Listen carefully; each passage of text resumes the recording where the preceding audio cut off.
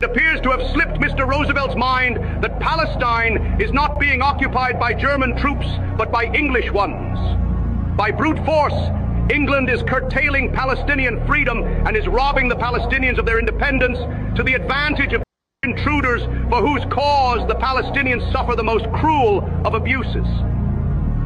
The Arabs living in this territory assuredly have not complained to Roosevelt of German aggressions. Rather, in persistent appeals to international public opinion, the Arabs lament the barbaric methods by means of which England seeks to overpower a people who loves its freedom and fights only to defend it. And this may well be one of the problems Mr. Roosevelt would like to see solved at the council table. It ought to be decided by an impartial judge and not by brute force, military means, mass executions, the torching of villages, the dynamiting of houses, and so on. One thing is certain. In this case, England cannot claim to be repulsing the threat of an Arab attack on England.